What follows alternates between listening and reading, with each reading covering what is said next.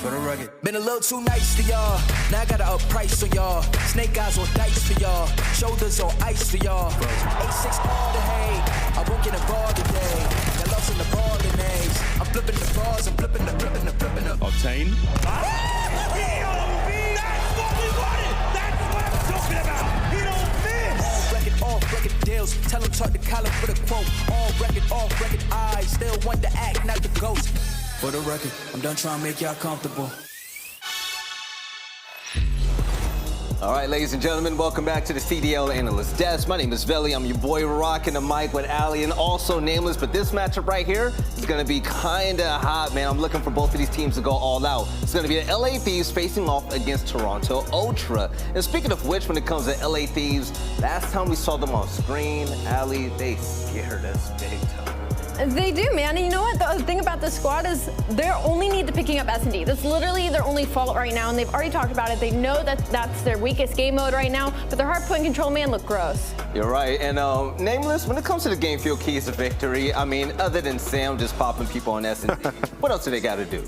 First blood conversion is critical. They're 11th in 4v3 win percentage. So got to go out there and get that first blood, man. It's just going to help them so much.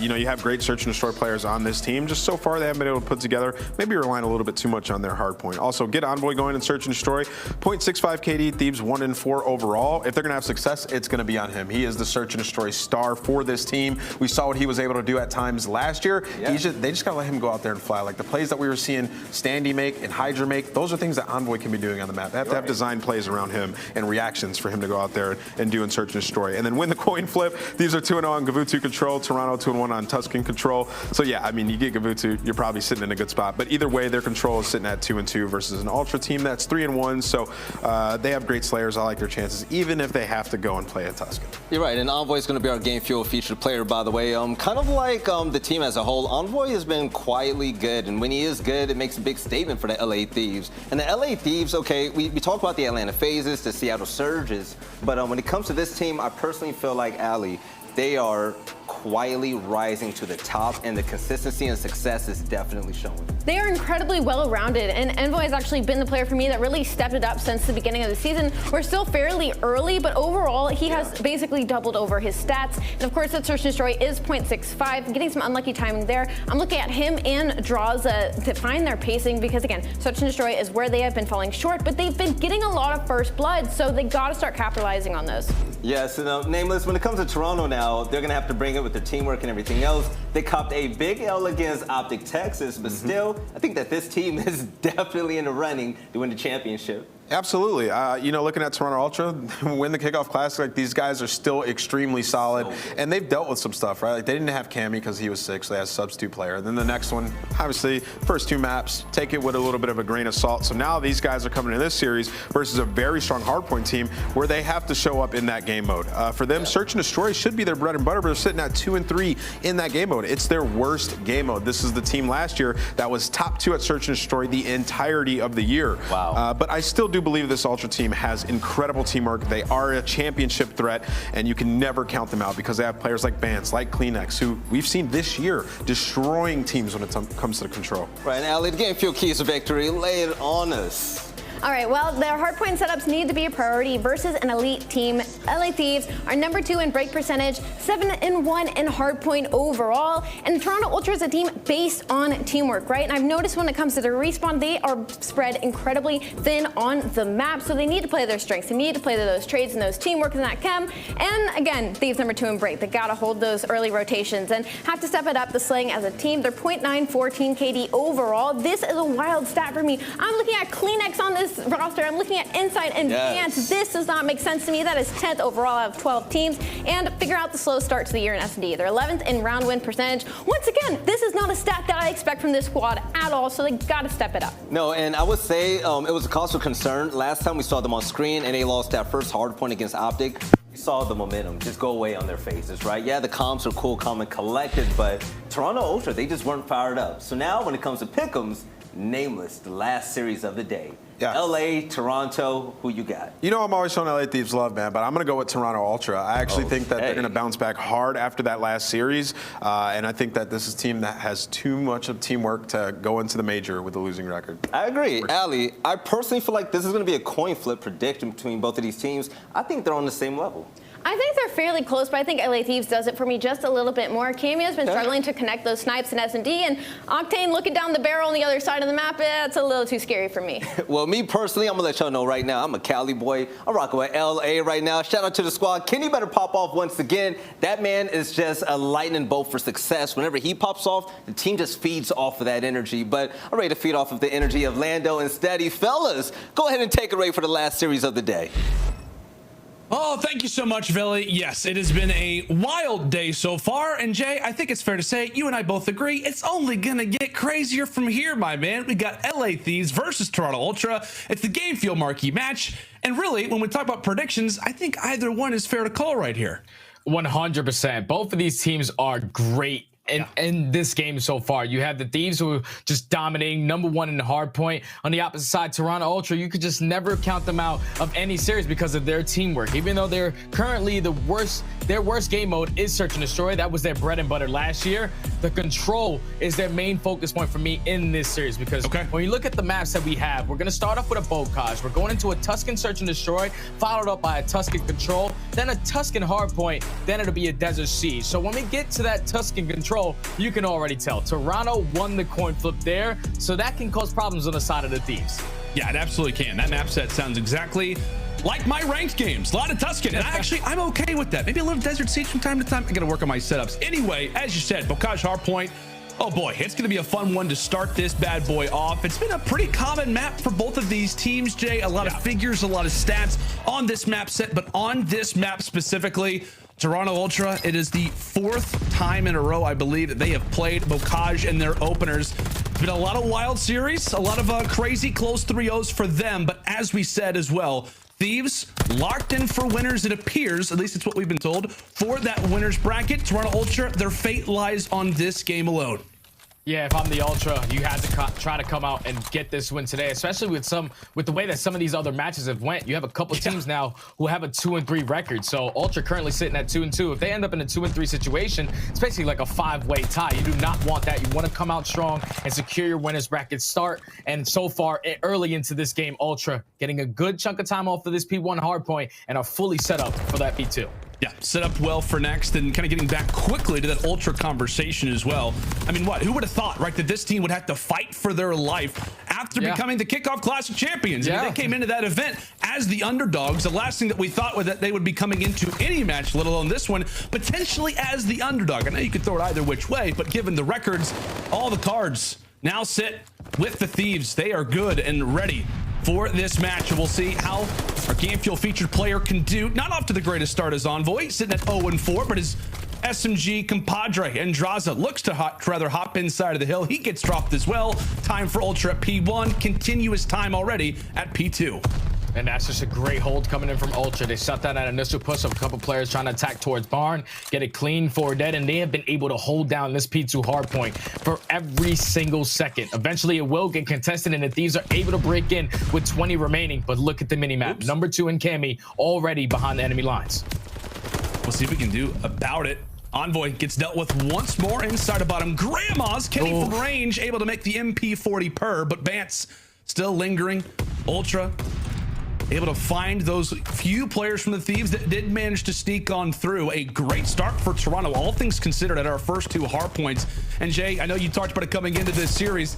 You got to think that Ultra have got to be somewhat frustrated after their loss yesterday versus OpTic.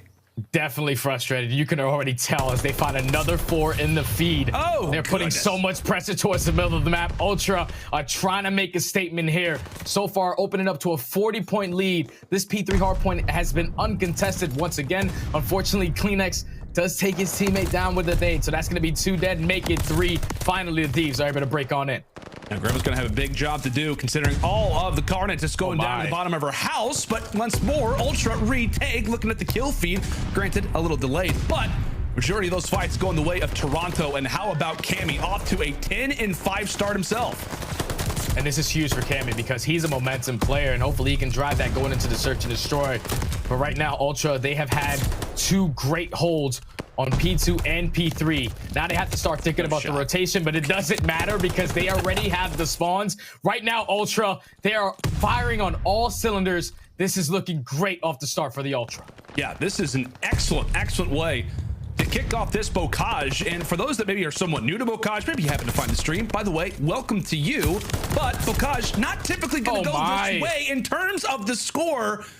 My word, Ultra, P1, P2, P3, and now P4 dominated from the boys in purple as they are up big already. Envoy yet to find a rhythm, maybe can find something, but Cammy is there to read him. The Prince falls, and now it's all on to Octane to try to make the break. Thieves now have got spawns, but the problem for them is that there's 5 seconds left. This is textbook hardpoint, basically perfect hardpoint out of Ultra so far to start this game. And we haven't even touched the second rotation of hardpoints. Up by basically 100 points going into this P5 hardpoint.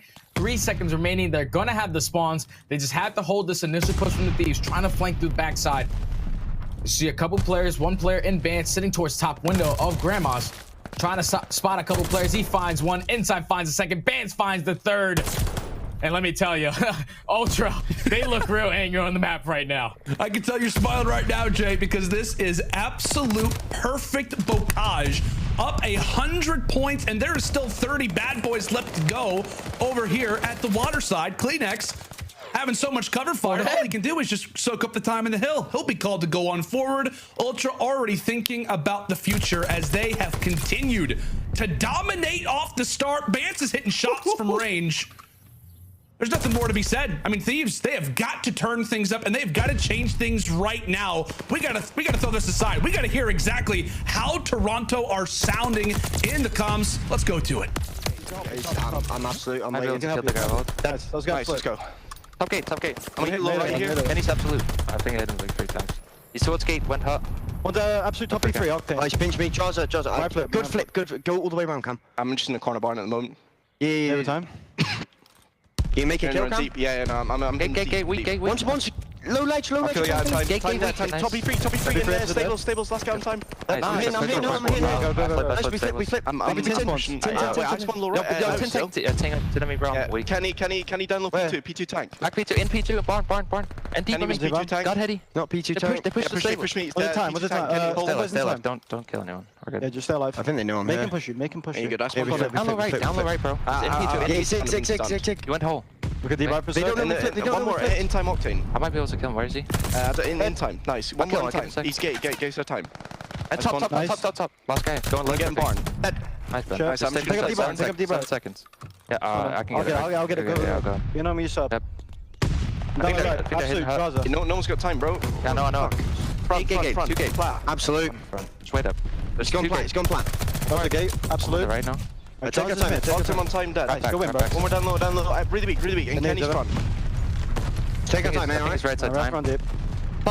Top barn on the left. One dead in the corner. Dead. Nice. Good shots. I'll get I'm holding it. It's on flat. Nice. Hold him in. I'll get you low, okay? That boy dead. I spawned it. I'm gonna. Okay, yeah, you can hit if you want. I'm playing low, barn. Jimmy. I want the tank.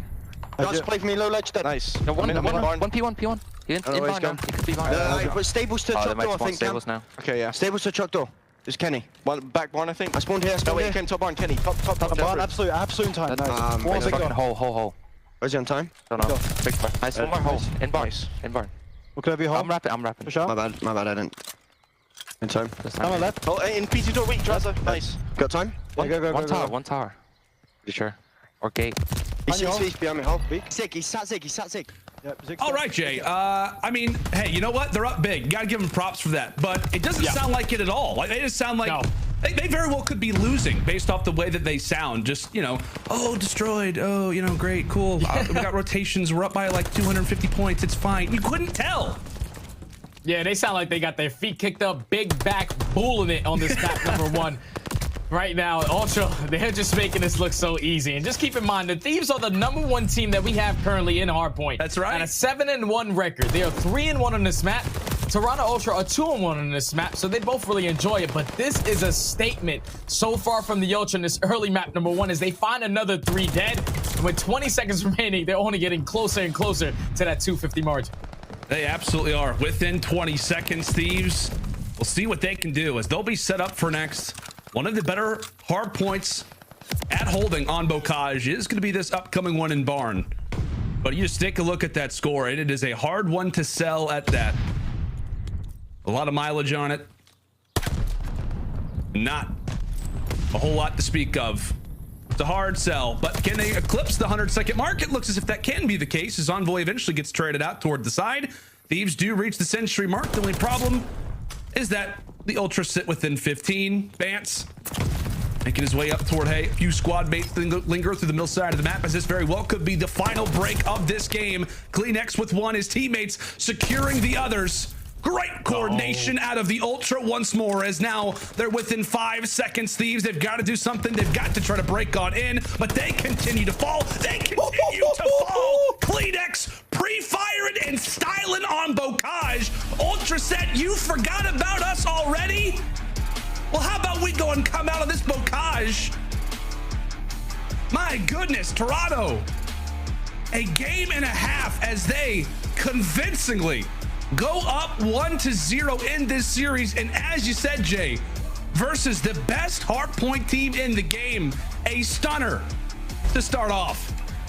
Unbelievable performance out of the Ultra. They were in control of this game from start to finish. You see, not even a single play on the Thieves side were able to end up positive. Kenny at 26 and 26 is the best you're gonna get, especially when the Ultra are just slaying the way that they were. They were making such great plays off the rotation with 30 seconds left. They were getting a clean 4 dead whenever they wanted to, which allows their playmakers to be playmakers. You see Bance and Cammy sitting at 23 and 25 non-traded kills. These are the guys that are going for the late flanks. We even saw Cammy towards the end of that first rotation of hard points. They find themselves in a situation where they do not have the spawns for the P2. Cammy just sits a corner in Barn until he eventually allows his teammates to set up for the pinch. That was an absolute statement map from number one coming in from the Ultra. And you can just tell from the last series that they played versus OpTic, they are angry. They are absolutely terrified. Thieves fans, you can look at Shotzzy for that. All love Shotzzy, but you did roast beat a red play game recently. Anyway, Ultra, man, I mean, really from beginning, off the start, I mean, it was very convincing. It wasn't as if they just took off in the second set of rotations. No, it was from the very get-go. Toronto just took off and never looked back. And I gotta say, Jay, at least for me, I want to hear your thoughts on this. The most promising thing was what we saw at Cammy. I mean, he's had a little bit of a slower start right to Vanguard. People talk about, hey, the sniper maybe not as great. The search destroys from what we remember back in MW in terms of Cold War, ended the year out as a top 5 player. Not like that right now for Toronto, but based off that Bocage, tell you what, man, looks like he just dropped Cold War and picked up this game. Incredible stuff from the Cam, man. And he and Ultra ride into the sunset early. Yeah, man, just talking about Cammy a little more, like he was an MVP player last year during the Cold War season. But the fact that so far he hasn't really had the hottest start to this, he's sitting at a 0.92 before the series even starts. But if you can get Cammy to play at the MVP caliber level that he was last year, this is where the Ultra are at their best. Yeah, absolutely, without a doubt. Let's go and take a look at our maps and modes. I know we touched on it just a mere bit in the opening Bocage, but it's going to be Tuscan, Tuscan, Tuscan. If you have short-term memory like I do, it's going to be easy for you. 3 of them in a row, and then Desert Siege for the game number 5. As we get a chance to look at the map bans, we talk about, obviously, Jay, the Ultra do win the coin flip. That was one of the keys to victory. They get that, so they will have that Tuscan control for game 3. And now, with the Tuscan Search and Destroy coming up, granted, not great for Ultra yet this season. Yeah. The problem for Thieves is that Search Destroy is without a doubt their worst mode, rather. Yeah, they're so far in the season sitting at 1-4, just haven't really had a lot of success. And I feel like in order for them to get success in Search and Destroy, you have to look at the SMG presence of Envoy and Drazah. Envoy's sitting like at a 0.65 and Drazah's like a 0.7. And when you have 2 playmakers like that, you need to make sure that they're able to make the plays in Search and Destroy. Going into a Tuscan, though, the Thieves are going to be sitting at 0-1 compared to Toronto, who are 2-1. Their loss came in yesterday versus OpTic. This is where it gets kind of scary. And when you take a look at these stats, once again, Drazah at a 0.7, Kenny at a 1.0, but Envoy at a 0.43 so far in this series. That's not the way you want to start it. Our game fuel featured player probably needs to consume a little bit more game fuel going into this match. I would think so. Maybe give a few a taste. There it is. Right there he is. There he is. You called it perfectly. There it is. If he beams in this search and destroy, we know exactly why that's the case. But we talked about the 0.4 so far in this series, obviously just off the bocage. The number really doesn't raise a lot higher, unfortunately, in his overall numbers in Search and Destroy, and that's uncommon for a player like Envoy. I mean, we know the past 2 seasons, right, being on those OpTic rosters, what he was able to do in Search and Destroy. The route man, unfortunately, has not been hitting the routes, or at least successfully so far throughout this title, and it feels as if he can finally get that going, what a scary force this Thieves roster can truly be. I mean, that's the one thing that you've talked to me about, Jay. Thieves, amazing in hardpoint. We know the control can be there as well. If they can figure out things in Search and Destroy, and maybe in this series versus Toronto, what a beast, right, that this roster could become. Yeah, like this personnel on this team is insane, stacked from top to bottom.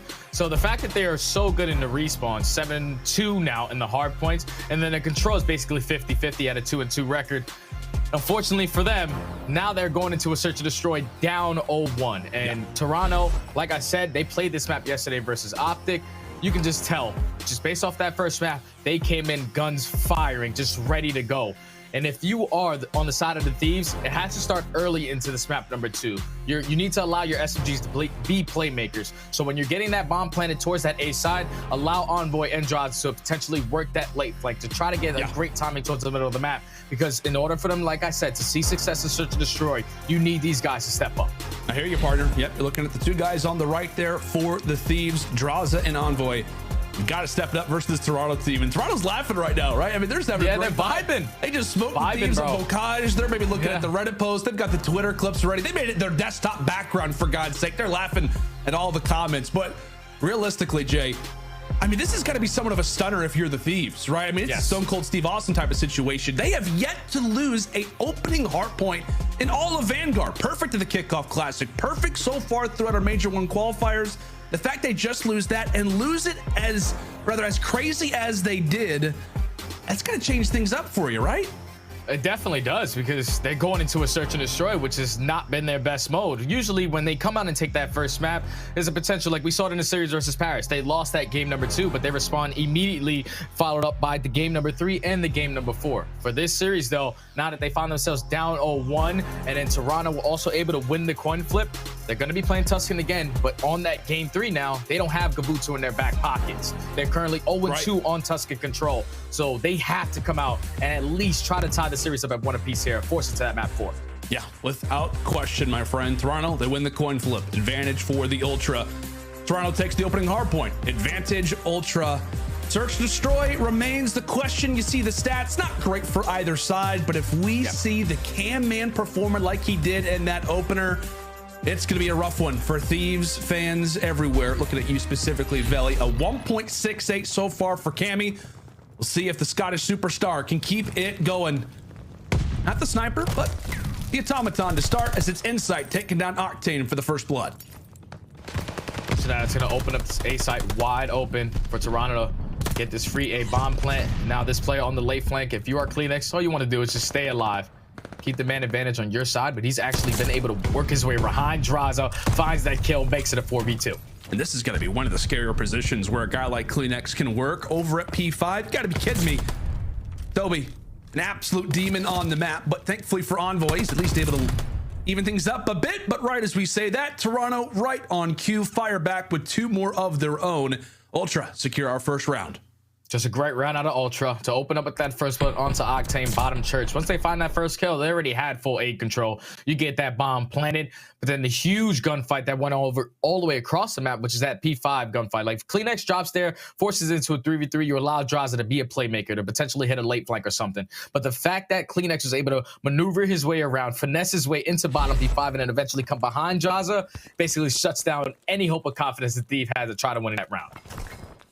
See what the Thieves can do on their opening attack. Quite a bit of mid-presence, specifically player 6, Drazah. All kinds of comfy over at the rubble. Toward the side of the church, and it appears that Ultra, a lot of forces established over at field. They are 4 strong. And the problem being is that Thieves have got no visuals on it. CleanX there to make him pay. The lack of visuals toward one of the primary lanes of the map. Klinex so confident he hops on the defuse, for God's sake. Everybody's staring at him. I can't believe that Toby would do such a thing. As Drazah shuts him down, 25 seconds left. Thieves in a great spot for the moment, as it's now going to be all on to Cammy. 20 seconds left. Cammy, he knows that at least one player is going to be toward top fire. Oh. Fortunately, not able to pick up the kill. And with 14 seconds left, he almost had the potential to make it a 1v1, a clutchable round, but eventually he's going to drop. And the Thieves, they respond with an offense of their own. Honestly, it got kind of scary. We were both sitting there looking at that mini-map. They were getting the bomb down. No one is watching over that left side lane. But once they were able to at least even up the numbers, make it a 3v3, they allowed their SMGs, Drazah and Envoy, to eventually work late flanks, work through the middle of the map, pick up a couple kills, and tie this game up at 1 apiece. I mean, just the audacity for Klinex to be like, yeah, there's technically 3 alive. I'm just going to go and hop on the defuse. Yeah. What was that? Presence at all? No, I'm just going to hop on the defuse. I respect the idea. Not going to work out. Although Toby is off to a 3-1 start. Got to give him some love for that. Similar to last round, it is the Thieves who, off the rip, established in 3 players in the field. It will work out for the first bloods. It's been all headshots so far before Klinex comes in and spoils the feed for now. Ultra with numbers, Octane with the sniper though. And you see the adjustments already coming in from Ultra. Klinex gives the information that, hey, we have full B bomb control. Octane is definitely sniping at that A site. So let's just wrap this over. As it should be able to work this B bomb for free. You have one player who's watching the late flank, one player is watching the wrap back. But Octane, he's able to find one. Klinex finds a trade. So now it's on Octane in a 2v1. We'll see what he can do. Cannot get over that little bit of cover. As insight is there, I mean, just moments away from Octane getting out of that fight. I know we just missed it, but it's a nice snipe headshot there onto Bance.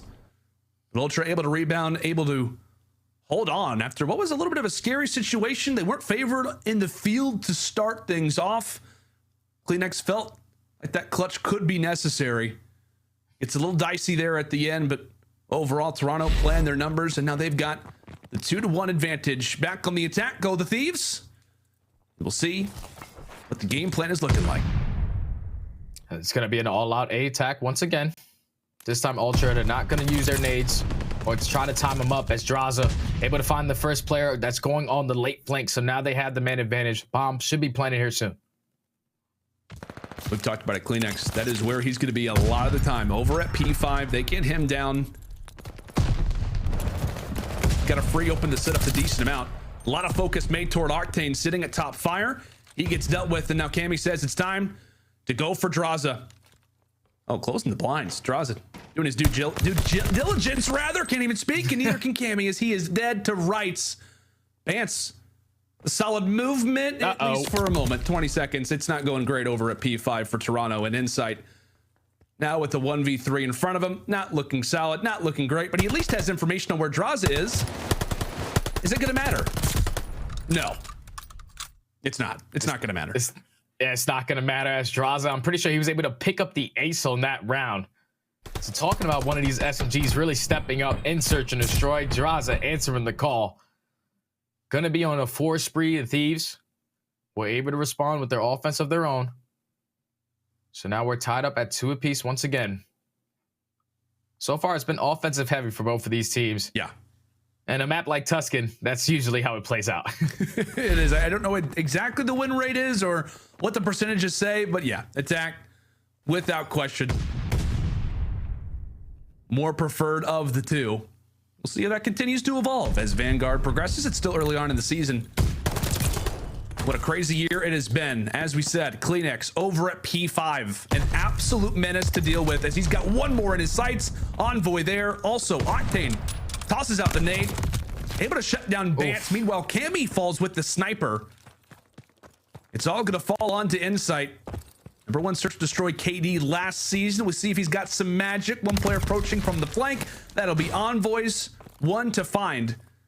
And Thieves will secure it and take the overall advantage, up 3-2. And that round just simply comes down to the duo of Envoy and Drazah working that late flank together. Even though Klinex was able to find that first kill, you can tell as soon as Klinex finds that kill, they were thinking about that bomb plan. Envoy finds a trade. Octane immediately finds the nade kill onto the player on site. just great work out of this SMG duo to use their teamwork, to play the buddy system and play the trades correctly to at least give themselves the number advantage into these rounds. And so far, that was the very first defensive round of the entire game between both of these rosters. Yeah, and if you're Thieves, you'll be happy to grab those every opportunity that you get. As you said, partner, Drazah and Envoy, 2 players that we're looking out for. Great teamwork there in that last round. Oof. Oh, and look at the positioning. They got 2 players inside of middle. Kleenex, to be specific. Are they going to read him on the flank? No, they are not. He sneaks on through. A problem already as he's got words for Drazah and Octane. It's a 2-for-1 deal. Bance now is going to make it a third. All up to Kenny. Kylo Ken in a position to clutch rather. And Kleenex forcing the issue. 1 down, 3 to go. 50 seconds left. Yeah, if I'm Ultra, I would have sent every single player at him because there's no way in hell he's going to be able to kill all 4 of us. But Kenny does find the first. Now with 45 seconds left, they know that the bomb is going to be down. They're all just stacking it, just trying to play this trade. As Kenny's still trying to work his way to try to find a pick. No indication with that nade is going to be inbound. But eventually he turns this corner. He's going to get taken down, and Ultra respond with a defensive round of their own, tied up 3-3. Anything you can do, we can do also. I can do it too. Yeah, I can do it too. We win attack, I can win attack as well. Defense, oh yeah, we got that on lock as well. Tell you what, man, how about this guy Kleenex? I mean, just the way that he picks off that round. Obviously, he's feeling confident. He wants to challenge Kenny. Yeah. Toby's a freak, and I love it. He's just making plays, man. The fact that he was able to take control of those eyes, work his way up the middle alley, finds a 2-piece. I'm telling you, this is the playmaker for the Ultra boys. As now we go into the attacking side. Kleenex once again just going to work this P5, not allowing any players on the Thieves side to set up for that late flank. But you have to be careful because the Thieves, they were able to coordinate those nades last time around. You do not want to get first blooded once again. Definitely don't. Utility tossed. Drazah, I think, saw him leave the room, but it doesn't matter because Kleenex has got the advantage. Excellent plays from the Ultra early as they've got somewhat of a pinch established. Octane watching out for his squad mates as now it's Envoy's turn to try to make the plays, get some info. 3 versus 2. Still have a defuse that they have to work on, but as those kills come through, Octane as well finds the snipe on the Kleenex. Thieves reply back. Despite not finding the first blood, they come through and they find everybody else. Great work from Thieves as now they've got the lead. Yeah, that all started with Kenny because they were down a man. And once Kenny was able to even up the numbers, that allows Envoy to work his way up the middle of the map, make it a 3v2, and then eventually he flanks his way back towards middle. He gives the call out to Octane that a player is flanking. Let me just play for the guy fire.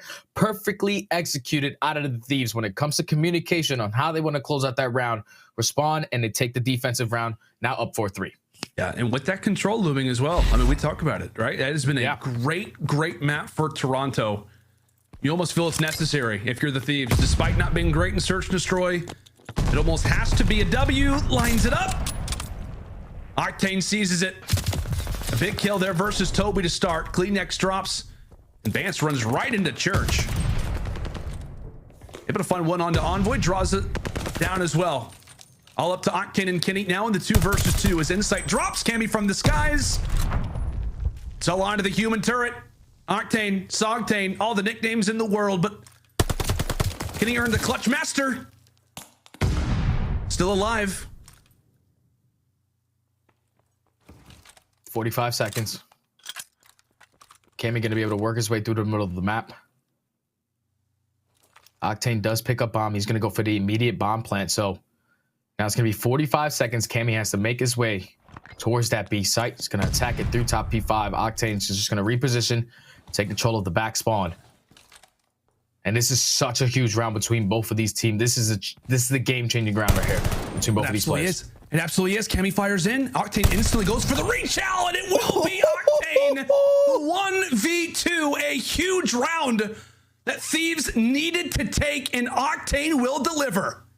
And let me tell you, the confidence out of Octane, too. You know, he has the submachine gun in his back pocket. But once he spots Cammy drop down towards that site, the confidence out of this guy to go out there, pull out the boomstick, to close it out in that fashion that he did. Huge 1v1 to go up 5-3 now are going to be the Thieves. We were asking for a response after such an abysmal first map out of the Thieves in the Search and Destroy, which is their worst game mode. And they are 1 round away from tying this series up. Like we said, it's been a day of just throwing the stats away, honestly. So many upsets, so many crazy games. Back and forth we go, but Cammy, all the superior, locking down this head glitch. It's a 2-for-1 in favor of Toronto. Bance, hot on the flank. All up to Envoy now in a 1v2 as his information is going to be known for Toronto. He shuts down Cammy, so they're going to have a good idea of where he is. Bomb has been planted, so he's got a lot of work to do and not a whole lot of time to do it in. Toronto stay alive off the clutch there from Octane, now 4-5. And that's just another great round out of the Ultra to not delay their A plant this time around, because Thieves, they have been setting up those teammates to try to get him off bomb every single time. Kleenex, he finds himself on the late flank once again, takes down one before he drops, but then a huge gunfight coming in from Cammy to put the number advantage in their favor, finds that pick towards the A site, and eventually Bance flanks the last player, forces it into a 3v1. So Ultra doing what they got to do to keep themselves alive in this game. But now they're going into another defensive round. If I'm the Thieves, I'm just working this A plant immediately. Toronto, a much more slower attack. We've seen them, or rather defense, excuse me. They've done all kinds of different things on defense. They've sit forward and field. They've rushed middle. This time around, a lot more standard. And Thieves, not all the confident. You see them. They're looking toward field. They're double checking, making sure that everything has been covered. Not feeling secure about getting that bomb down. Drazah takes quite a bit of damage, and how about that angle right there from insight? So difficult to get players off a bottom fire. He repositions, and now Kleenex stuns tossed out toward either end. Can it be another first blood for Kleenex, or has Kenny got his number? Ring around the rosy. Kenny takes him out with the pistol, and that's such a big kill because right there, basically the Thieves, they're playing for this A plant, but Bance is actually gonna hit the flank as well. Now with 30 seconds left, the Thieves have to try to work this plant, but Bance is gonna cause some problems, making it 3v3. Makes somewhat of a difference. Cammy misses the snipe. He misses the shot. Fires out another. Bance looks to join him, but he takes one off of the plant. It's all on to Bance now. The 1v2. Bomb's gonna get planted. Octane has the challenge. Bance, knowing that he has got some room to work with, does get dropped. The Thieves will hold on despite what was a wild round number 10. Toronto would not go down without a fight. Bance gives it his best shot. And speaking of shots, Jay, Cammy, if he hits the snipe, how different that round could have been. The Thieves, despite search destroyed by no means being their strong suit, they are able to rebound off of the rare opening hardpoint loss. And that was such a great last round out of the Thieves. It got a little scary for me, though, because they gave up mid-map control completely. But the fact that the Ultra, they just needed to calm down there. You have mid-map control. You're already set up for the late flank. You have basically every single line of sight that you want at that A-bomb. No one needs to try to make a play on the late flank. Kleenex, he puts himself in a great position, almost finesses his way out. But once he drops, that forces Bance to eventually try to do the same exact thing. He takes down one. But even in the final nicks of time, LA Thieves, they got that bomb planted with about 10 seconds left. If I'm the Ultra, I am not moving my spot. I'm holding the exact setup. They gave a full mid-map control. They could have forced it to around 11, but the fact that they got a little bit overzealous, went for the late flank, it costed them in the long run. Now the Thieves tied up at one apiece. Yeah, they absolutely do, my friend. And I want to ask you too, like Ultra, you talked about a few different moments where things have not really gone their way. They now sit at a 2-4 search and destroy record. Have you noticed a pattern with what's maybe going wrong for Toronto right now? It's just when they feel like they always need to make a play. When you find yourself in a situation where you have the man advantage or you have full-on map control, like that last round needed to be locked up for the Ultra. Like I said, they had every single line of sights on that A bomb, and they knew for sure that they were not at B. You have mid-map control, you have control of Church, you even have control of their side of the spawn. And the fact that the Thieves were able to close out that round shows that they were prepared for that late foot to come in. And Ultra, you just need to relax when it comes to those late rounds because, like I said, if they just set up towards the middle of the map, potentially goes to around 11. But now we're going into control, tied at 1 apiece. Even though it's a little bit on the side of Toronto, that's just a complete momentum switch up for the Thieves side. Yeah, the comms are relaxed, but maybe the search destroy gameplay, not exactly the same. We'll see if that could change now coming into this next control, but it's a 1-to-1 game, and I guarantee you probably had it reversed. I know you had the Thieves taking the hard point. You had the Ultra taking the search destroy. Flip those predictions and throw them out when it comes down to this control. It's going to be a spicy one, but we stay on some good old Tuscan. Stay with us as the Game Fuel Marquee match continues right after this.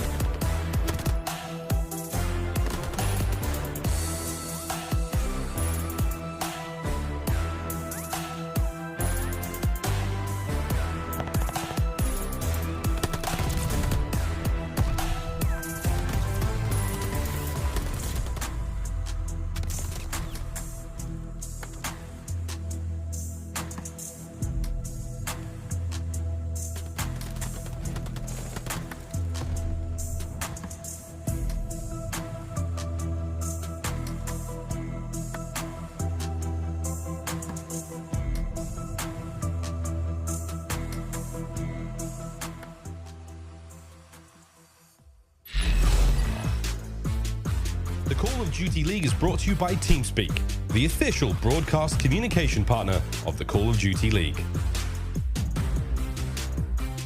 The Call of Duty League is brought to you by Game Fuel. Victory in a can.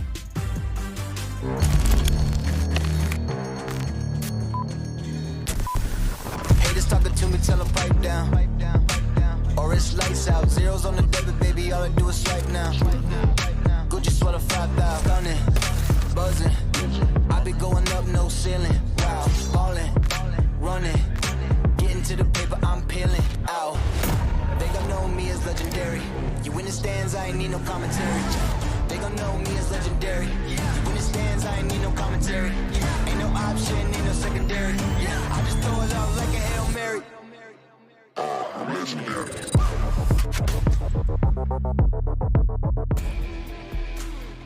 Welcome back, ladies and gentlemen, to our Game Fuel Marquee match. Let's see how Social's reacting to this bad boy of a series. Bryce says, Ultra are back with a vengeance. It must be F8. We love to see that, Bryce. Thank you for the tweet. Love to have you on the broadcast, and it's absolutely accurate. The Ultra come out with some fires. Big thing for Thieves is that they come back on the opposite end and now take us in this search and destroy to a 1-1 scoreline. Leto Study here for your Game Fuel Marquee match. It has been a grinder up to this point, but now it is time for some control. We head to Tuscan for it. And Jay, at the start of the day, we were talking about the coin flip, the reason why that is a big deal for this series.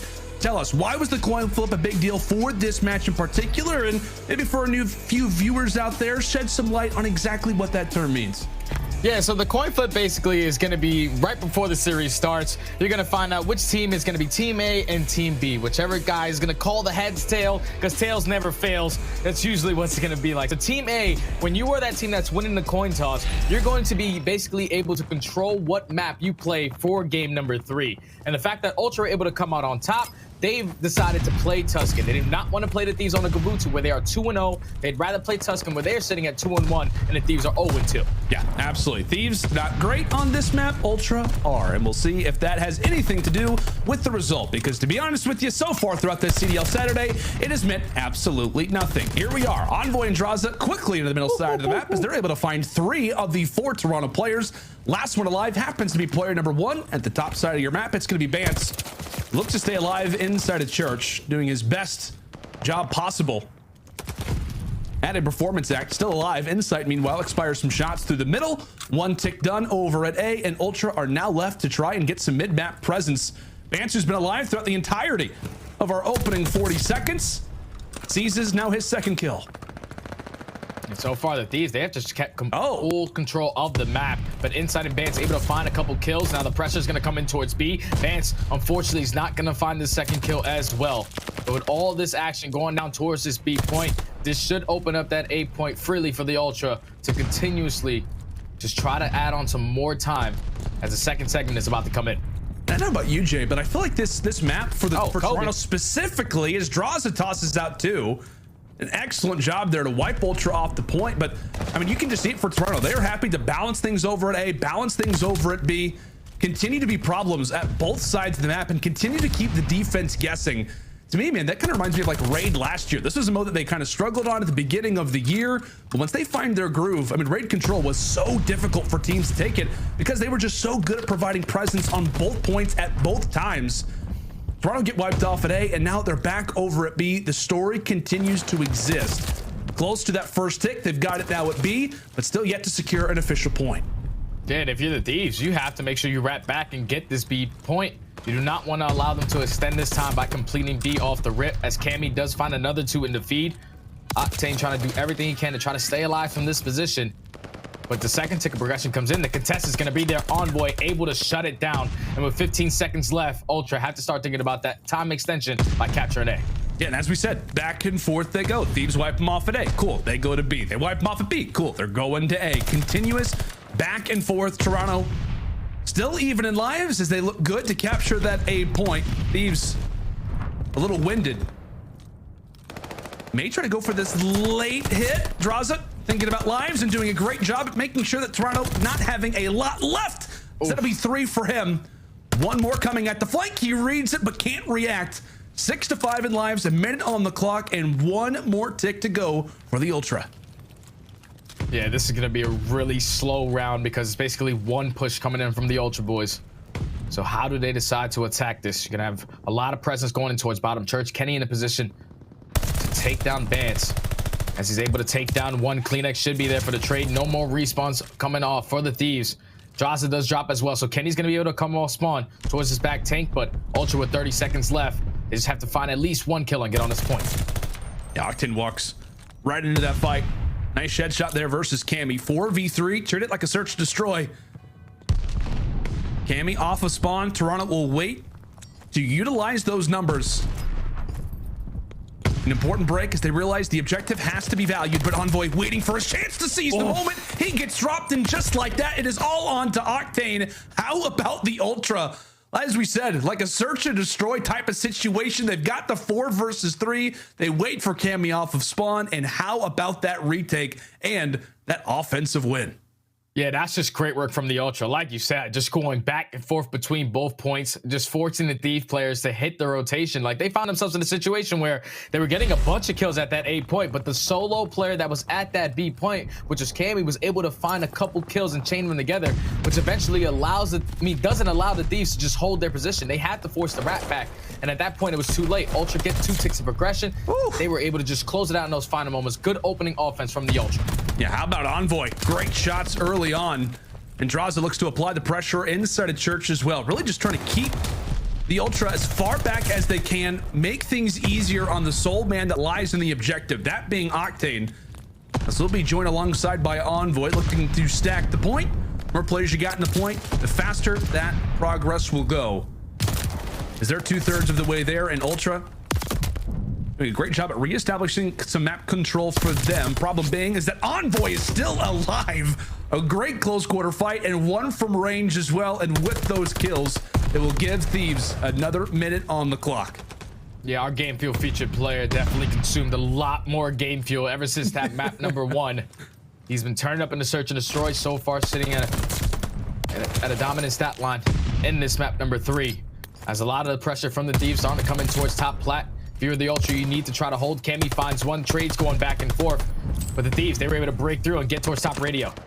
And one of the primary spots to look out for is going to be that radio position, especially for the attacking end, as they will pile their way through. Cammy with some nice shots will wipe the final player off the point. With Octane being in the position that he is, he'll look to wait for his teammates off of spawn. The right play to make, and given the weapon for the time. Oh, in close quarters positions, we're calling it right on out. Putting some nice shots into Cammy, but finally does have somebody to join alongside of him. In fact, it won't be the gun. It'll actually be the stun.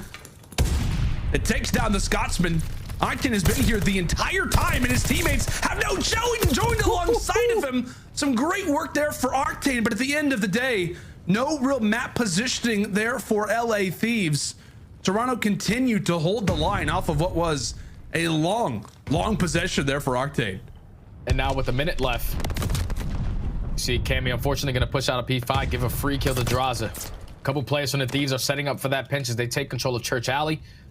Now it's time to slide down, trying to put a couple kills in their favor as Envoy and Kenny are able to find 2, make it the 3rd, and this is where it can get scary for the Ultra boys as the stack should come in for the Thieves. Yeah, the biggest position right now is going to be Kenny, right in the line of fire, taking players off of spawn, left and right, 6 to 9 in lives.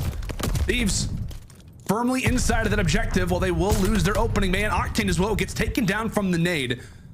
2 players still at this B objective right now for LAT. They will lock in that first tick. And Drazah will secure a 2nd kill as well. Another big engagement to go, and Kleenex is there for 2, nearly makes it a 3rd. 2 players once more on the objective as Bance wipes away the first, and from the skies takes down Envoy. 1 life remains. They'll all be on to Bance, and that's a great way to start off. That's an excellent way to start off. Drazah goes for the challenge. It got dicey, but Thieves will win it based off the lives alone. My goodness. That's just great work from the D's to take control of top plat. Envoy and Kenny really starting it off by finding those 2 kills. Once Kenny was able to turn his way towards top plat, find that 3rd. The trade does come in eventually, but they were able to put themselves in a great position to set up for some spawn kills. They were able to take the lead also in the kill department, just in case it does get to that round number 5.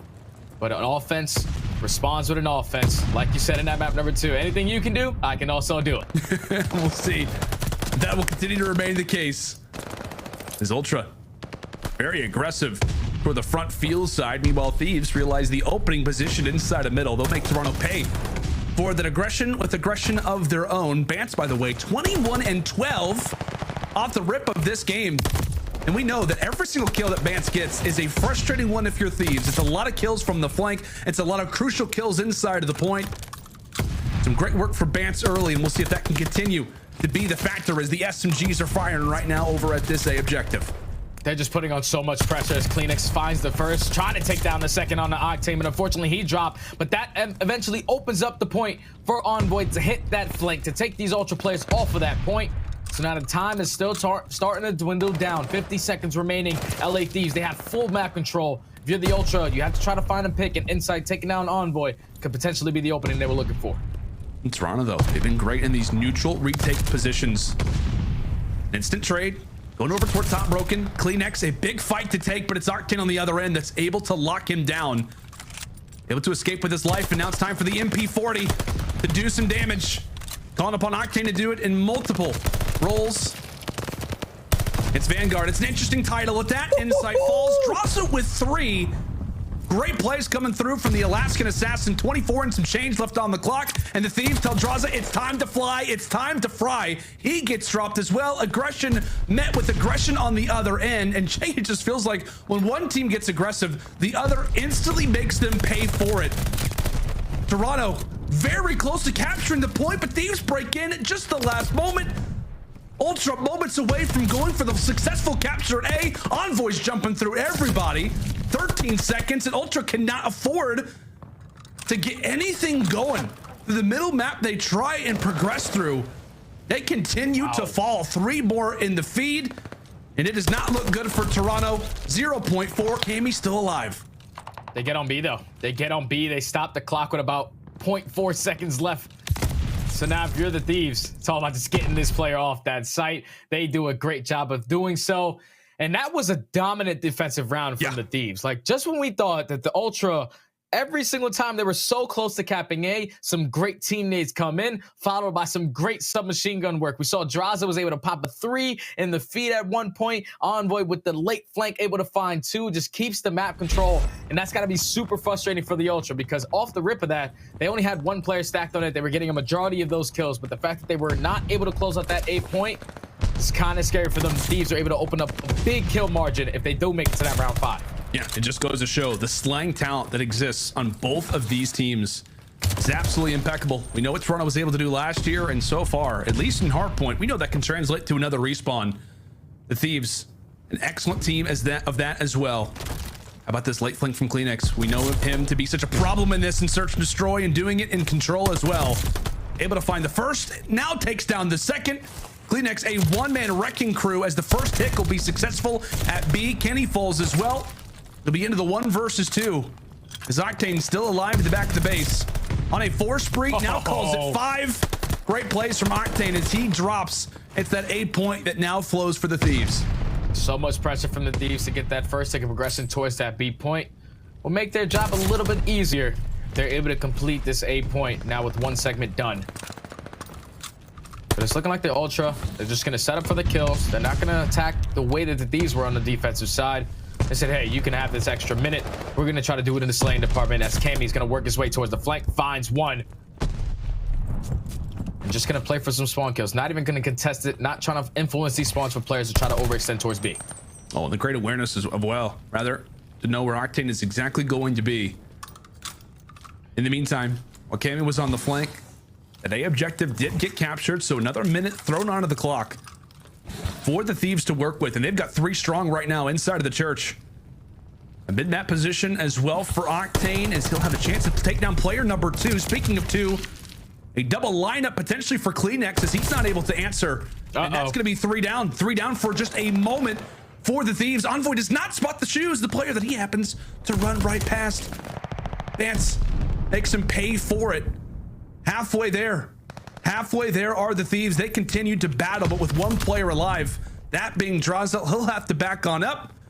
See if he runs right into the jaws of cammie, or if this will be a problem of a spot for the Thieves. 1, make it 2. Big 2-piece coming in from cammie to just keep the positioning in towards P5.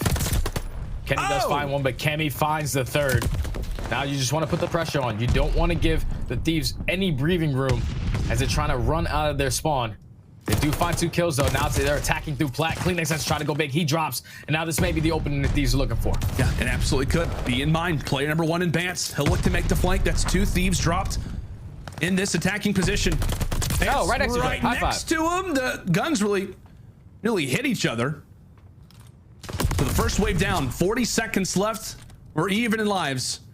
Potentially the final push out of the LA Thieves. We'll see what they can do.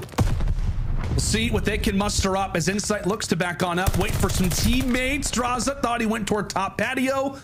Not going to happen. A great early break off for the Ultra as they will shut the door in the face of LAT. 25 seconds left. Yeah, if I'm LAT right here, you see what Octane is doing, just backing up. They know that they have control of the defensive round for that round number 5.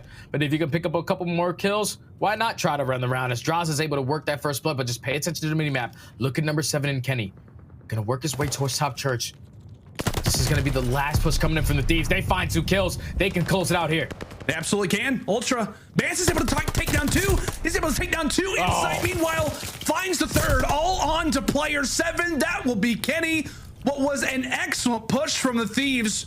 Responded back by the Toronto Ultra with 4 of their own. A team wipe. And just like that, we've got ourselves a round 5.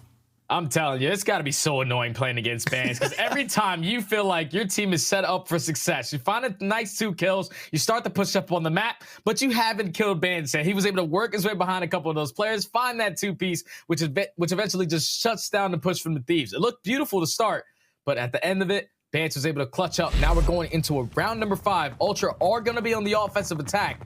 My main focus point right here, though, has to be just complete the save point and then use whatever clock you got left to try to win it in the slaying department and capture B. Oh, a very aggressive little play there from Toronto. Both players thought the exact same thing.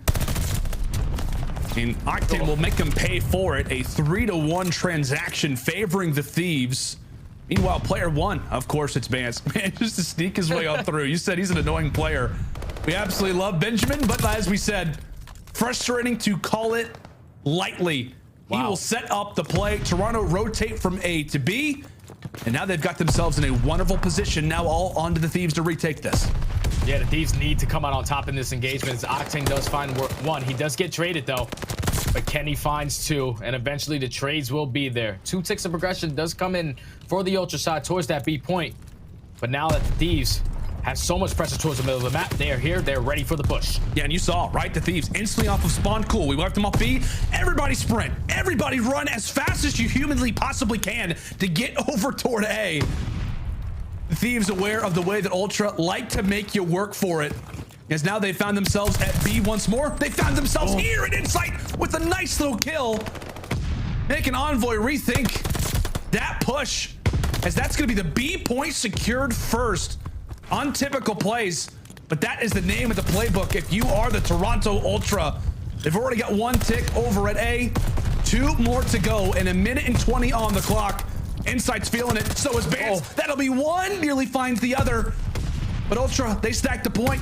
Thieves, they've got to rush on in. They put the Thieves between a rock and a hard place. Gotta go. They're gonna make them choose. They have to make them choose on what they want to do. Nobody's getting to the point. 1 more to challenge.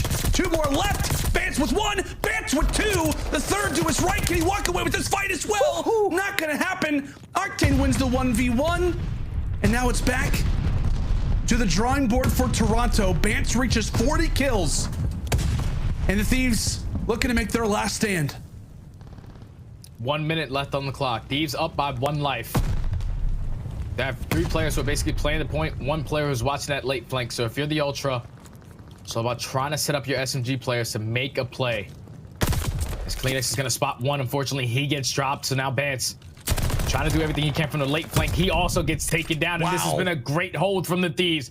Properly set up. Only 40 seconds left. Ultra have like 1 or 2 good pushes at this. If you're Toronto, you can't afford to just throw a life away. Again, they've got 1, 2 good pushes. Take a look at what Toronto's doing, though. Yeah. Take a look at what Toronto's doing. They decide to, because they spawn P5, they rush all the way through middle map, taking advantage of what the spawns will provide them with. Bance gets dropped. Everybody falling in the feed. But Insight's on the point. He's staying alive. Has words for 1. It takes down Envoy with the pistol, but it's not going to be enough. Cammy off of spawn. He gets taken down. Bance in a 1v7. He falls as well. And with that, the Thieves will hold on after what was a wild attacking round from Toronto. They capture B off the start, and they somehow lose That is the first time we have seen that all season, where the B point gets captured on Tuscan and a round victory does not come from it. An untypical round, but it is a round regardless, and a W for the LA Thieves, up 2-1 in the series. And look at the performance out of their SMG players. 37 and 30, 36 and 31, 24 and 25 non-traded kills coming in from Drazah and Envoy. These guys were their playmakers. You also see Octane sitting at 31 and 27, had tremendous clutch kills at that 8 point. But when it came down to the wire, Ultra, in those final seconds, Kenny was able to find 2, which eventually allows his SMGs to put a lot of pressure towards the middle of the map to allow that break to happen. Now, even with a minute left on the clock, Ultra had to try to get in towards that point. They were still so properly set up were the Thieves. They're watching the flank. You have 3 players towards the point. They just played it so beautifully to close out that control. And that has to be so bad for the Ultra. They had to feel so bad about that one, because Vance puts up 42 and 33, 27 non-traded. He just went absolutely off. Like you said, when you capture that B point off the rip, you're usually going to see a lot of success in the offensive attack. But the Thieves, they respond, they hold, and now they take a commanding lead, up 2-1 in the series. Yeah, they absolutely do. And we talked about what was a crazy control.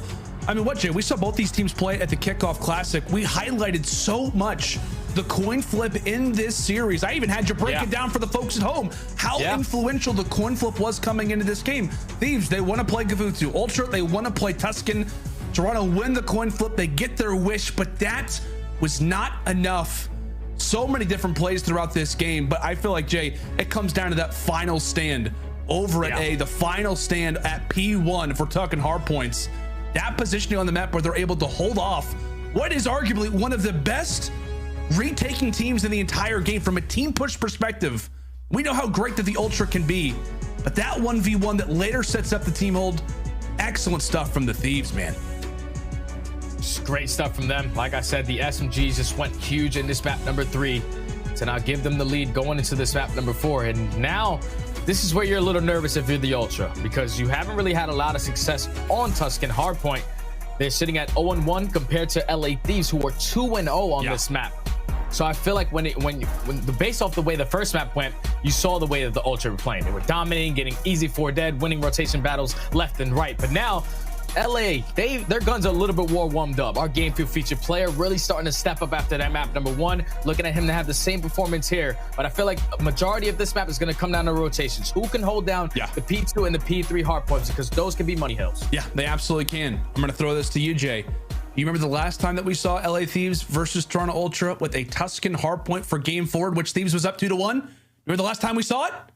What was it? 1 point? Remember? 222 to 158. The Thieves were in the advantage, and the Ultra made the incredible comeback. Yeah. They then forced the game 5, and they were able to win the series. It was wild. Classic. So with this hardpoint up next, it's possible. Anything can happen. It definitely is possible. But if Bance is putting up the performance that he is, man, 40 bomb in the control, I'm looking at the other players to start to step up, because especially on a map like Tuscan, Cammy and Insight need to be winning a lot of these AR battles, especially when you get towards that P2 hardpoint, when you get towards the P3, towards back God Heady. Those can be the money hills. That's the way that Ultra are going to be able to get back into this game, is with great holds. They're a great team in hardpoint. We saw what they were able to showcase in that map number 1, complete dominance there.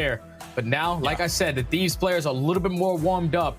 They need to try to bounce back here and tie the series up at 2 apiece to force it to a map 5. Yeah, man, that opening bocage feels like it was like last week. It feels like it's a totally different series now, with the way that the pace of the game feels right here for the LA Thieves. You see the records: 2-0 for LAT, 0-1 for the Ultra, as you brought up earlier, Jay. I mean, it's going to be a tough ask, right, if you are Toronto, to take down the best hardpoint team in the game, not just in 1 hardpoint, but now in 2. Oh boy, Ultra, a loss here most likely puts them in the losers bracket at our very first major. As we said, nothing 100% guaranteed. A lot of things have got to go the right way for Toronto if they do lose this series. LA Thieves, they're already set. They've got the winners bracket already secured for them. a massive game for Toronto. And as we said, man, when it comes down to these matches for seeding, you've got to do the unthinkable. You have got to do things that have yet to be done statistically, that have yet to be done just in general so far throughout Vanguard. Taking down Thieves, not just in one, but in 2 hard points, yet to be done by anybody, but yet it's where Toronto finds themselves. Yeah, this is Ultra. They're gonna have to get the job done here and at least force it to that game 5 if they want to control their own destiny when it comes to getting that winners bracket in towards Major 1. But just the way that the Thieves have responded so far in the Search and Destroy, in the Control, Envoy, our game fuel featured player, after having such a abysmal map number 1, he's still sitting at a 1.12 so far in hardpoint. Great performances out of both of these young playmakers, and you're going to need both of these guys to step up going into this next map. You also see the hill time as well. I mean, getting into casual 75 seconds, just excellent stuff there from Dylan Hannon, Illinois' finest, by the way. I mean, used to cast over that guy at local tournaments in Illinois. He is absolutely performing, and it really feels like, man, I mean, obviously we talked about he's the game field featured player. He has been excellent all season. I know we've talked about the woes and Search and Destroy, but really it's just a matter of time before that guy absolutely figures it out. But really with this roster specifically, it just feels like Envoy is almost free. I mean, he's got players who are great communicators. Kenny's going to take that leadership role a lot, but it just feels like in this group, he fits in so well as Envoy.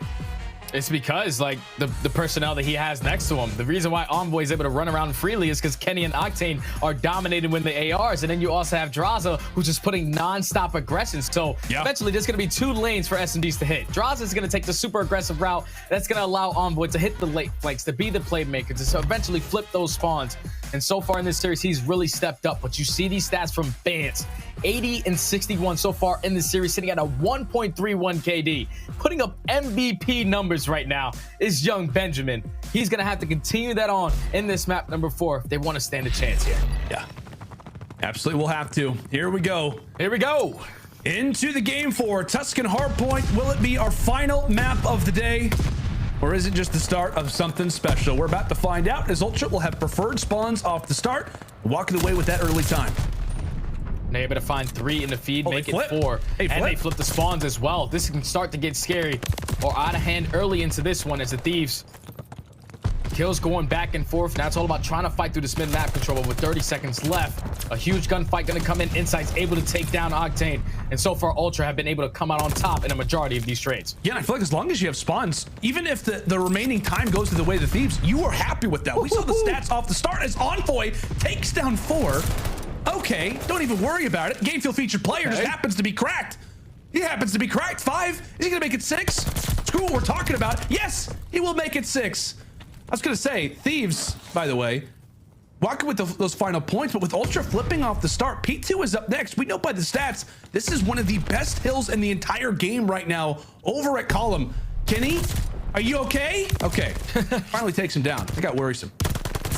Trades going back and forth, but the Thieves are able to win a majority of these trades. Now, this is where it can get scary for the Ultra, because now if the Thieves are able to chain a good chunk of time of this P2 hardpoint to that P3, they already have the spawns. Ultra need to have to try to break into this point. As the trades come in, inside finds 2, Kleenex finds the 3rd. The Ultra, for the time being, are able to keep control of it. Thieves able to come out on top in the trades. Now with those final 20 seconds, they should be able to take the lead here and keep the rotations. Ultra need to stop the bleeding. Yeah, this is a massive chain the Thieves potentially have brewing right now for themselves. Octane goes for the late chow. He gets picked apart. A big 1v1 in the middle of the map. Kenny with preferred positioning will take that fight. The reason why it's big is that it helps allow for the Thieves to keep up those numbers now for that next spawn. So Ultra, a great 20 off the rip. They'll get some time over at that last hard point, but overall controlled well by LAT. Oof. And now they've got Fountain prepared. A lot of fights going down to the middle side of the map, but quite a few players from Toronto already getting past that 50-yard line as Kenny finds himself in what's about to be a 5 spree. These are big kills that are happening on the opposite side of the map, but Kenny is shooting lights out on a 6 spree, able to keep the control for the time being for the Thieves players. Attack from the Ultra, starting to come in from top fire, from back roofs. The pinch is going to be here, and with 25 seconds left, if you can hold this from the front, you're going to be in a perfect situation of the Thieves. They're going to break in, but you're going to be the Ultra, and this final 15 seconds should go in favor of them. Should be able to allow the Thieves off the rotation. Yeah, it absolutely is. Toronto going to go ahead and crew those final 10 seconds. there of scrap time. Thieves with a great rotation, now prepared for Church. I know we've talked about great hills, different hills toward either side, but Church as well, a great hard point to lock on in. But we talk about stats, we talk about holding numbers, and that's when Bance starts to get excited. A flank opportunity, yeah, I'll go ahead and take that. That'll be Bance for one, setting up his teammates for the second. Top Church, great work from Toronto. As they break in successfully, they also flip the spawns, and Bance, he's gonna find 4 in a row. Great job out of Bance. Didn't really have the hot start to this game, but on a 4-speed, potentially picking up some streaks as they do take control of the Churchill once again. Insight going huge, able to find the 2-piece and secure the spawns for his team once again. Thieves all spawning out towards front Church. 26 seconds. They're just gonna try to commit this to breaking this. They do not want to give all this time to the Ultra and give them a 40-point lead, but you have to still think about the rotation, and you already see CleanX able to work his way by and flip these spawns now for the Ultra. Yeah, great trigger discipline coming in there at a CleanX as he'll allow for the teammates to run on through and now set up for next. It's about to be a brawl. It's about to be chaos, and let's see how the comms are sounding. Let's go to a listening now with the LA Thieves. I'm I'll get time for you. Post absolute. I got time. Go. Nice job. Top blue camp. Top blue camp first guy. Wait. I'm in. Dead. Dead. Top blue. Last two both roofs. Play your lives. Let us get there. I have the cross. Strong close. He's already close. I stunned it. Yeah. Frame. They're detonated multiple. I'm nading him. Low. Window. Shit. Nice. Good shit. I could flip. No. They're here. I'm coming. Inside weak. I'm coming. Play close. He's like, get nades for him. Yeah, I got you. I'm on their side. Cammy dead. Cammy full health. Right side. Back right premium in the door. Back right premium in the door. I got a nade for you. Damien is old. He's that old. We're missing Ben. We're missing Ben. Go. I'm one shot. I'm already Ivy. We flipping or what? No, I don't think so. Old. Okay. I'm there from window. I have all their side of the hill. I have all of their side of the hill. Yo, I can't get it. You're good. I have it right now. I can call it. I still have all their side of the hill. I have pinch. Close to me, Kimmy. What's up? I'm feeling it. I'm feeling it. Stay plus. I give a pinch. Weak. Absolute. Mid lane. That's on their side last. Ivy side. I can nade it. Ivy. Weak. I nade over. I'm gonna nade it. I hit on it. Good job. I'm challenging. Got a tree. Yeah, challenge. On tree. Kimmy, their side. Cammy mid. I don't know. One shot on sentry. There you. Alright, Cammy, there you. I'm just living. Get nades if we can. He's on sentry. I'm gonna nade over. Hitting you. Are you? I nade over. You want both our side challenge you. Reset. I'll start after that. Ken. Get inside. Yeah. Are you Cammy? Absolutely you. I have their mid. I'm looking at you. 5 on me. Inside. Help them, Sam. Oh, mid. Sammy, really weak. What's there you too? Top blow me. I hate them. So there you. What can I get 2 pieces, bro? Okay. That's missing one. Cam. I have time. Leave. I don't think he's in the back. Missing Cammy. Short. They're gonna flip. I'm gonna flip. Information, and then some more information. LA Thieves, pretty much the exact opposite of the way that Toronto really started in regards to the communication, Jay, but it was all great stuff. I loved every single second of that listening because you can just tell the team is clicking. The chemistry is there, small talk is there, and the reassurance as well to keep in mind of what players are alive, what players are dead, and who's the last player that they're looking for. Octane really stepping up in the vocal leading, but just putting himself in great position, calling out the players that are alive, and that's been great comms coming in from the Thieves, which has gave them this lead that they currently have. Great hold, followed into a chain at this P2 hardpoint with 20 seconds left. Ultra, you have to think about that rotation. Yeah, it's hard to ask right now if you're the Ultra, right? Because you got to go for the rotation. You also want to try to contest that time. Cammy will be in a 1v1 for the seconds, but with Thieves being in the position that they are, they may have the advantage themselves. It's a big one first for CleanX. Drazah ultimately does get traded out as Insight will be the final man alive. But with Thieves spawning over at roofs, these fights are going to get that much more intense. Ultra cannot afford for this rotation to go the opposite way. Continuous fights breaking on in. A 2 versus 2 trade. Ultra with close spawns, but Thieves are hot on the prowl. And Cammy just made that play. Cammy was the reason why they were able to secure these roof spawns for the time being and eventually flip them. But the Thieves putting a lot of pressure. Last player here is going to be Drazah, trying to do everything he can to just not allow the Ultra players to get on this time. But with 30 seconds left, Ultra, they're able to find a couple kills in the feed. This should force the Thieves to think about that rotation. With 20 seconds left, they're still putting on pressure, though. They do not want to give up all this time. They do find 2 in the feed. And eventually they're able to break in with about 15 left. Yep, 15 left. CleanX thought about the rotation. He decides to go ahead and challenge, and now it's going to be a race. It's going to be a race for Bance. He thought the player wouldn't re-challenge, but they do. The race now over toward the church. A solid advantage right now for the LA Thieves. We'll see if they can hold on to it. The spawns absolutely can be pesky as 3 drop Toronto. Once more control the rotation. They get a majority of the time at Fountain, and now they are set up nicely over at the church. Envoy gets some great timing. This could be the start of a break for LAT. He finds the first kill. Octane finds the second with the nade. But CleanX and Bance able to answer with 2 of their own, able to slow down the pressure from the Thieves players, make it a clean 4, but the spawns do flip. So now you have a couple of Thieves players spawning in towards the back. Ultra trying to do everything they can. CleanX on a 4 speed, just sliding and gliding before he gets taken down by Kenny, but just trades going back and forth. Neither one of these teams are trying to give up this time. Yeah, I mean, trade after trade after trade, but Cammy not able to pick up that 1v1, but of course, that's where CleanX is there to do the damage, not just for 1, but for 2. The third one, not able to secure it. Toronto holding on. Seems like every few hills going up by plus 10 seconds. Down 20 overall. We'll see if Command Center can be theirs as well. It's gonna be crazy. It's gonna be chaos. Insight's able to find the first. CleanX jumps on in. Bance as well, trying to sacrifice for the betterment of the team. Back and forth we go as Ultra once more winning the fights. Draws it right there for the challenge. And my goodness, it is chaos continually right now, Jay. Back and forth is exactly what P5 Hardpoint on Tuscan is all about. Down 20 points are currently going to be the Ultra. But the Thieves are able to make their way in towards this P5. CleanX still here trying to cause problems. Cammy with the nade. Just non-stop chaos. I don't even know what's going on anymore. But with 15 seconds remaining, the rotation has to come in. You have 2 players from the Thieves already towards the middle of the map. Bance takes down 1. Huge gunfight coming in, but Drazah is able to walk out on top. So the Thieves are going to have numbers here off the rotation. It's a big fight, but Cammy takes it, but it's a nade on the other side that ends up taking him down. A huge rotation for next as player 7, a thorn in the side. Kenny taken down 1. So many little 1v1s, but it's overall the Thieves last push that are able to secure it. And here it comes, the final push potentially of the game. What have Toronto got prepared for us? They were able to do it at kickoff, and it looks like they'll do it again. They break right on through. CleanX finds 1, sprinting away. Ultra break, and now they've got the time.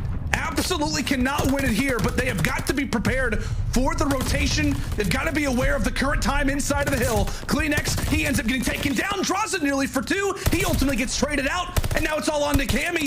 A 1v1 that he needs to secure. He falls as well. Ultra still looming, still around the point as CleanX looks to try to make a statement over toward the top side. He gets dropped. Thieves winning the fights. Thieves winning the engagements. 1 more second, and it will be the LA Thieves walking away with the Game Fuel Marquee match. A proving game, but they respond after the opening Bocage loss. We thought the Ultra were going to come through and dominate after the way they looked in the game 1. But it is 3 straight for the Thieves. My goodness. Let me tell you, I'm at a loss for words. That was a great series between both of these teams. But in those final moments right there, the Thieves basically do the same exact thing that they did in the control round. They have 1 player who's watching the late flank, and that was going to be Octane. Octane's job right there is just to win that 1 gunfight, because a lot of these kills are going back and forth. As long as Octane was able to win that 1 gunfight, he secures the spawns for P2, just in case Ultra were able to hold the remaining time on that P1 hardpoint. But once he finds that kill, they were able to find the second through middle map. This eventually allows the Thieves players, they have the man advantage to just play the trades. Beautiful adjustments coming in from the Thieves to attack through the middle of the map, go 1 for 1, 1 for 1, and then eventually come out on top at the end of that P1 hardpoint. This was insane. This was an insane hardpoint, an insane series between both of these teams. Let's watch it back, Jay. I think it deserves a rewatch. It absolutely 100%. does. Walk me through it, buddy. So right here, when Octane picks up this kill, that's such a big kill, because then eventually it allows his SMGs to put so much pressure throughout the middle of the map. Now with 20 seconds left, Cammy, he does find 1, and then eventually Insight gets himself into the play as well. but they were just doing such a great job of just keeping mid-map control. You see Ultra there consistently just flooding the left side, not giving themselves many angles to attack this point.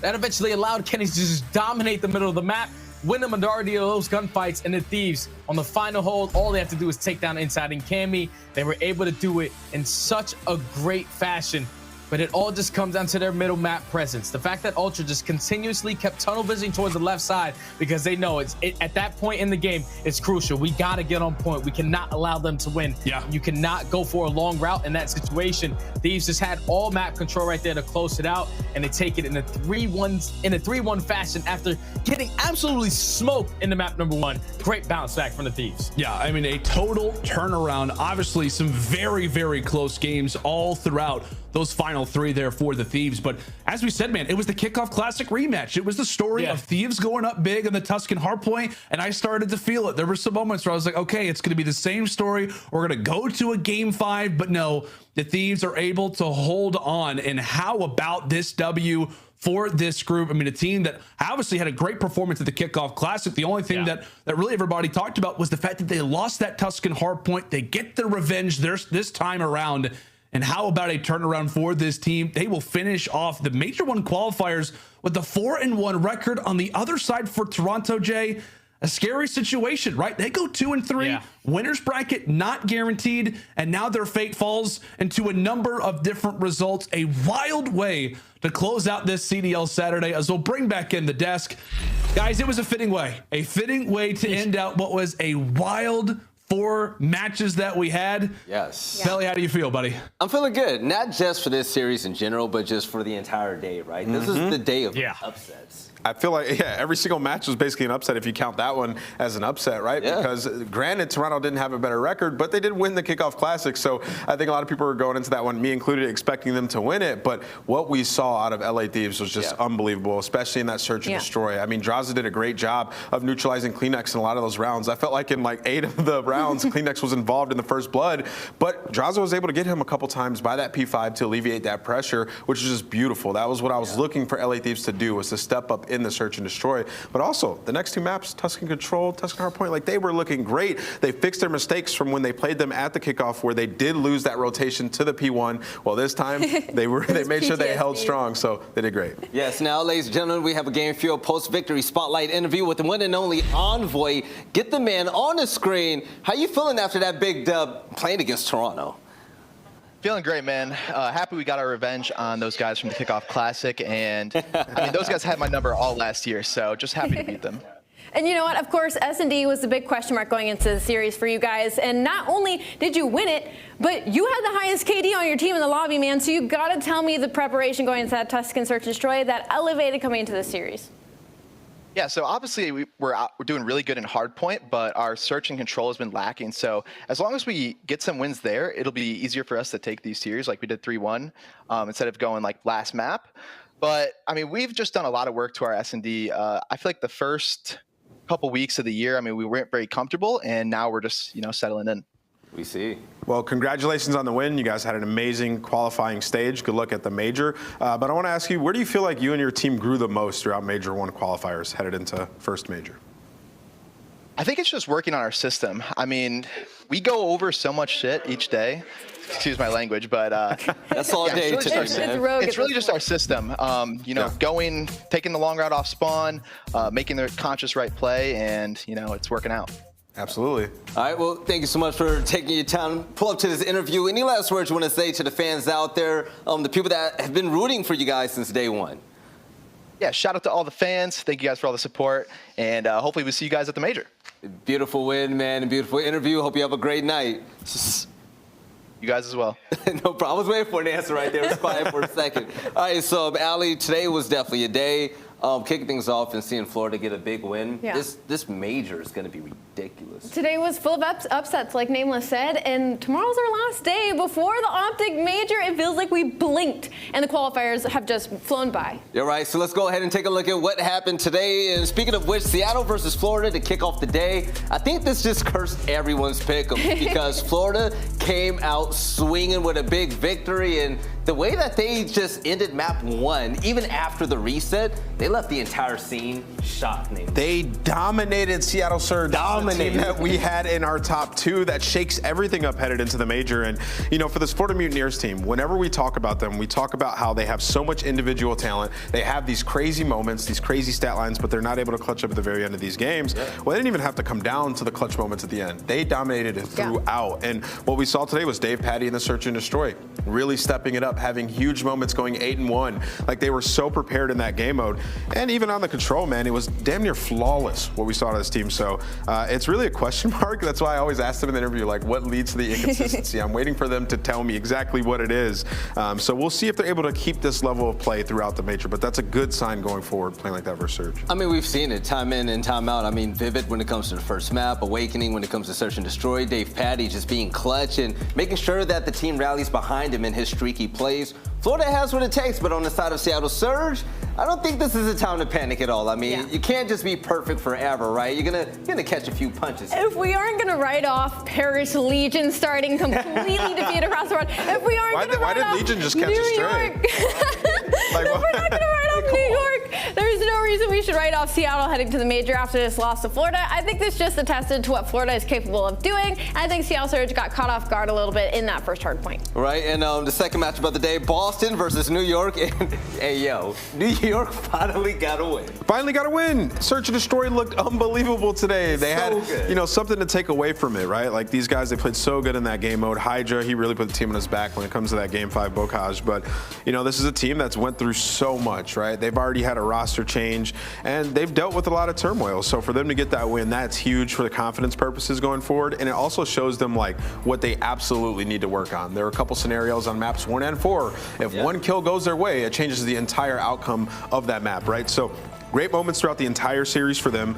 Big performance out of Hydra. That's good that you have him, you know, getting confident going forward. And then Krim, who's also vibing, and he's noticing exactly what's going wrong. He thinks it's their rotations, so maybe they can go back, focus on that, and get better at hardpoint headed into our major 1. And I'm going to be outright and say it, when it comes to talking about the best player in the game, or just, you know, who's making the biggest difference, the biggest impact, we talk a lot about the players on Atlanta's side and also Seattle's side, but that boy Hydra, Paco, is just popping. He's trying to get in the conversation, man. That French man is going off. But you know what? We also have to talk about Boston Breach, because there were some lights at the end of the tunnel for this squad. Specifically, Methodz, for me, stepped it up from what we've seen from him previously. He would usually heat up about mid-game, but there was a lot of Search and Destroy clutches on his side to push it to that Game 5. And my only critique for the squad right now is play your life a little bit better. TJHaly was slaying out.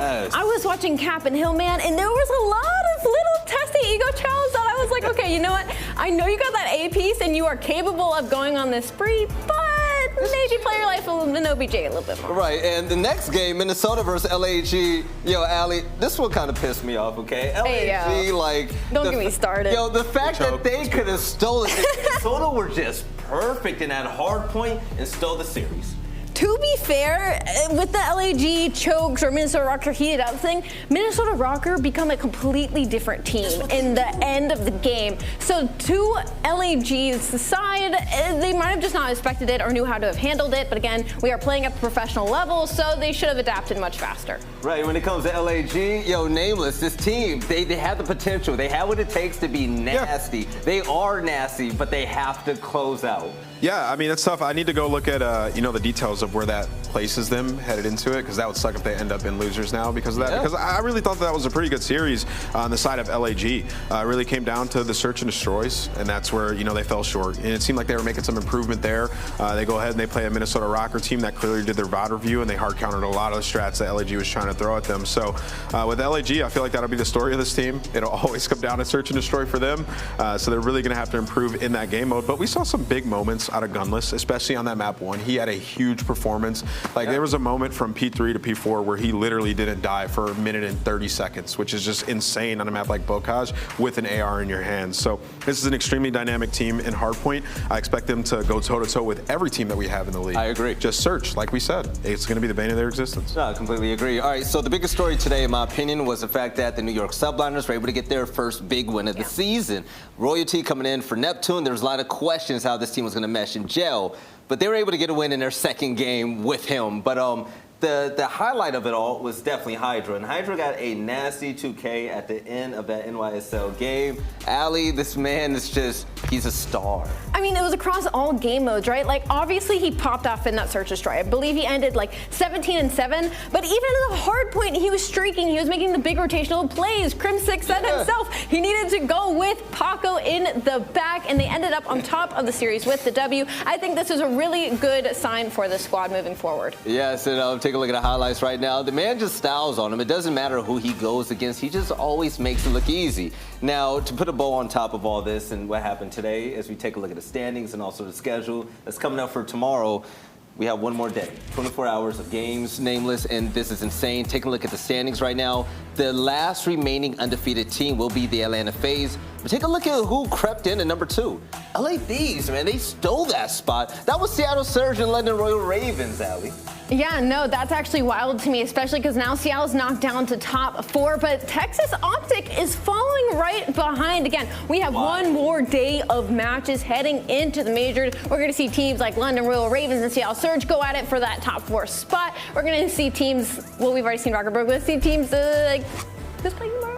A lot of people. We're gonna take a lot of people are playing tomorrow. It's been a long day, guys. My brain is mush right now, but I'm taking a look at the points as well. Absolutely insane. The beauty about it all is the simple fact that heading into the major, it's not just one team that we can sit up and say, hey, they're gonna dominate the competition. Nobody's gonna touch them. Heading into this nameless, I feel like this is any team's game. Top 8 is looking nasty. Yeah, the top 8's looking nasty. I mean, I think there's upset potential with a lot of these teams, right? Like, even you look at LAG, who we just saw in this match. Like, LAG, they play great in hardpoint. They could easily go up against one of these top 4 teams that we have and upset them, right? Round 1. So you never know what's going to happen. Expect the unexpected. Today we had 4 upsets, technically. That is insane. By the records, yeah. They were. That is insane a week out of the major, right? Like, these teams are supposed to be in major form, so it's going to be wild. Right now, aLLeY, I forgot who's playing tomorrow. I know NYSL plays Atlanta, but that's it. Only because of Crim's interview. Let's take a look at the schedule to remind us all what's happening.